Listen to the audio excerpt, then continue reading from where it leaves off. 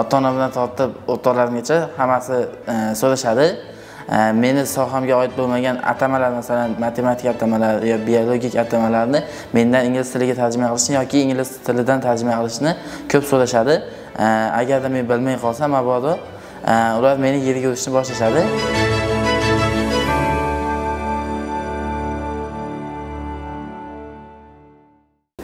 Assalomu alaykum. Siz natija loyihasini tomosha qilmoqdasiz. Bugungi mehmonimiz ingliz tili kursini tugatib, B2 sertifikat olgan Obidov Muhammad Sulton bo'ladilar. Xush kelibsiz Muhammad Sulton. Rahmat. O'zingiz haqingizda qisqacha ma'lumot berib o'tsangiz. Assalomu alaykum. Men ismim Muhammad Sulton. Men asli Andijonlikman. 6 oy oldin Toshkent shahriga kelib, IT House o'quv markazida ta'lim olishni boshlaganman. Aynan nima uchun IT House o'quv markazini tanlagansiz? Kim tavsiya bergan? Assalomu alaykum. Men ismim Muhammad Sulton. Men Andijonlikman. 6 oy oldin Toshkent shahriga ko'chib keldik oilam bilan. Keyin IT House o'quv markaziga keldim va bu yerda tahsil olishni boshladim. Aynan nima uchun IT House ni tanladingiz? Kim sizga tavsiya berdi? Men bu yerga ko'chib kelganimda maktabimizni ham ko'chirgan edim. Shunda sinfdoshlarim menga IT House o'quv markazini tavsiya berdi. Bu yerda o'qishni boshlaganingizda darajangiz qanaqa bo'lgan? Ya'ni avval ham ingliz tilini o'rganganmisiz? Avval bu yerga kelishdan oldin men elementary levelda edim. Bu yerga kelib elementary leveldan davom ettirdim. Bilamiz, multi level imtihonini topshirishda 4 ta skill bo'yicha imtihon olinadi. Sizni eng qiynagan skill qaysi bo'lgan? Eng qiynagan skill speaking skill bo'ldi.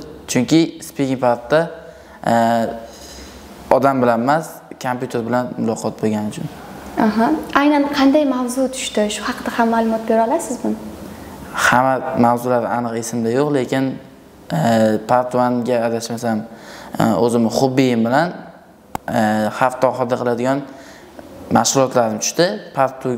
Part 2 ga bo'lsa rasm tasvirlashda working from home and working from office tushdi. Va part 3 ga school maktabda fan tanlash tushdi. O'quvchilar o'zlariga kerakli fanlarni tanlash. Eng qiyin skill haqida bilib oldik. Eng oson skill siz uchun qaysi bo'lgan va aynan imtihonda qaysi skill bo'yicha eng yuqori ballni olgansiz?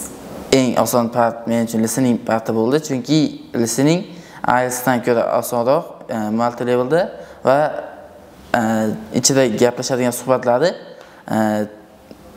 so'zlari ancha ozroq. Va yana adashmasam 2 marta ham qo'yib berilsa kerak. Va yana 2 marta qo'yib beriladi. Kurs davomida biror bir qiziqarli voqea sodir bo'ldimi? 6 oy davomida turli xil bayramlar nishonladik guruh bilan. Shu orada men tug'ilgan kunim eng qiziqarlisi bo'ldi deb ayta olaman. Chunki men tug'ilgan kunimni o'quv markazidagi sheriklarim bilan birga nishonladik. Ingliz tilini aynan nima maqsadda o'rgandingiz? Yoshligimda ota-onam chet elga borish maqsadida men ingliz tiliga qiziqtirgan. Shundan buyon ingliz tilini o'qiyman. Bilamizki, ingliz tilini bilgan o'quvchilardan atrofdagilar buni tarjimasini bilasanmi yoki inglizchada qanday bo'ladi degan savollarni berishadi. Sizda ham shunday holatlar bo'lganmi? Ota-onamdan tortib o'rtoqlarimgacha hammasi so'rashadi. Meni sohamga oid bo'lmagan atamalar, masalan, matematika atamalar yo biologik atamalarni mendan ingliz tiliga tarjima qilishni yoki ingliz tilidan tarjima qilishni ko'p so'rashadi. Agarda men bilmay qolsam, mabodo ular meni yerga urishni boshlashadi. Bunaqa holatlar hamma sohada bo'ladi menimcha. Yana shunday voqea bo'lganki, men do'stlarim bilan yurganimda do'stlarim mendan o'zbek tilidagi maqolni ingliz tiliga to'g'ridan-to'g'ri tarjima qilib berishni so'rashgandi. Men buni tarjima qila olmasligimni aytganman, chunki ingliz tili, o'zbek tilidagi maqollar to'g'ridan-to'g'ri ingliz tiliga tarjima qilinmaydi. Bu yoki boshqa ma'no bo'lib ketadi yoki umuman boshqa grammatikaga o'tib ketishi mumkin. Meni fikrimcha bunday savollarni til o'rganishdan umuman xabari yo'q boshqa sohadagi insonlar beradi, chunki har bitta sohaning o'zining qiyinchiligi bor. Ular til o'rganishdagi qiyinchiliklarni ko'rmay turib bu savollarni beradi. Muhammad Sulton, uy vazifalarini bajarmay kelganingizda qanaqadir jazolar olganmisiz? Bir marta shunday bo'lgan, butun guruhga umuman vazifa qilmaganda bizni o'qituvchimiz dars o'tishdan bosh tortgan, uning o'rniga butun dars davomida biz uyga vazifalarni bajarganmiz. Muhammad Sulton, ingliz tilini yoki umuman boshqa tilni o'rganishda eng katta qiyinchilik nima deb o'ylaysiz? Menimcha til o'rganishda eng qiyin narsa bu uning grammatikasi va so'z boyligi bo'ladi, chunki bu ikkisi orqali o'sha tilning, o'sha jamiyatning an'analariga moslashish mumkin. Agar masalan birov so'zni boshqa ma'noda yodlab qo'ysa, uni borib o'sha joyda masalan ingliz tilidagi so'zni borib Amerikada ishlatsangiz va u boshqa ma'noda bo'lsa, siz u yerda uyalishingiz mumkin va bu orqali o'zingizni obro'yingizni tushirishingizga sabab bo'lishi mumkin. Siz lug'at yodlashda qanday texnikalardan foydalangansiz?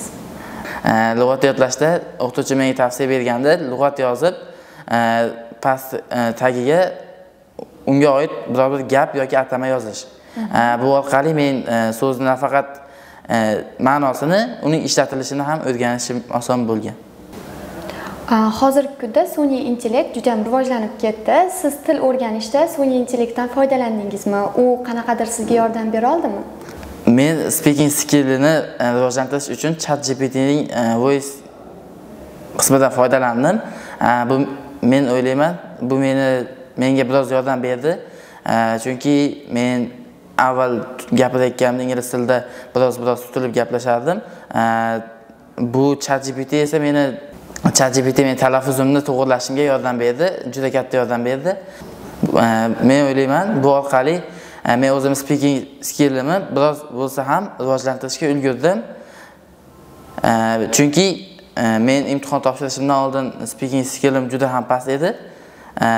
Va imtihon topshirib kelganimdan keyin speakingga 15 kun vaqt oralig'ida ChatGPT bilan ishladim va speakingimni shu darajaga olib chiqdim. Muhammad Sulton, hozir multi-level imtihonidan B2 darajani qo'lga kiritdingiz. IELTS ham o'qish niyatingiz bormi? Bundan buyog'iga men IELTS o'qimoqchiman va kelajakda IELTSdan 7.5 ball olishni niyat qilganman. Chunki men chet elga borishim uchun IELTS sertifikati kerak. O'zi chet elga borishdan maqsadingiz nima? Chet elga borishdan asosiy maqsadim birinchi o'rinda pul, ikkinchi o'rinda ota-onamning orzusini amalga oshirish. Bugungi mehmonimiz Obidov Muhammad Sulton bo'ldilar. Keyingi ko'rsatuvlarda ko'rishguncha xayr.